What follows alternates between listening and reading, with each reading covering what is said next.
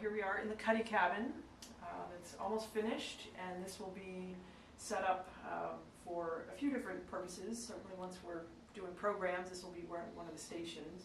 Some nice details down here, these hackmatack knees that are quite beautiful, and the ceiling, I don't know if you can see that from here. The sole here is also hackmatack, and this is actually the hackmatack from the tree that was growing at Strawberry Bank that had to be cut down last year, so we repurposed that, and it looks quite pretty.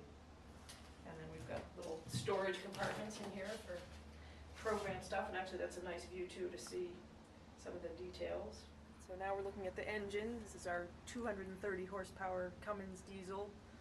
We've had tremendous help from KPYY, Kittery Point Yacht Yard, to get it installed and put together, so it's going to be what gets us up and down the river with confidence. The tabernacle, so historically Gundalows were set up with a stump mast that was permanent. The lateen rig, the sail could be lowered to get under a bridge, but it still meant you couldn't get under a bridge that was any lower than the height of the stump mast.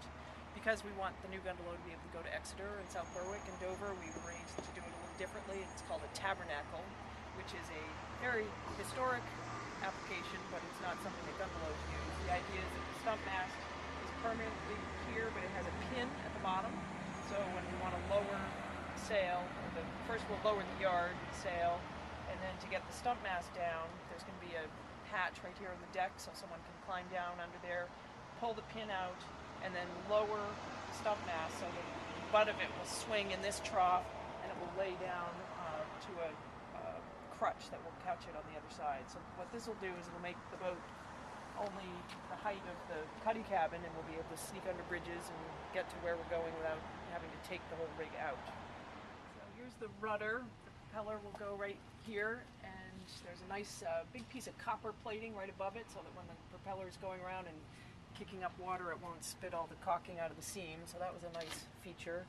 This I love. This is so that if we ever have to pull the shaft out, by putting the rudder all the way to one side, you can pull the shaft out through this hole, so you don't have to take the rudder off, which is a great convenience. Hopefully we won't have to pull the shaft, but if you do, it's one less step.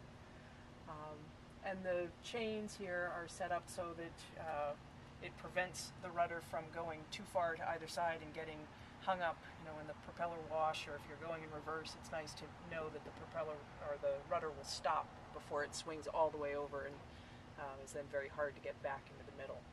But it's heavy. It's hard to move. It doesn't. You have to really lean on it to get it to move.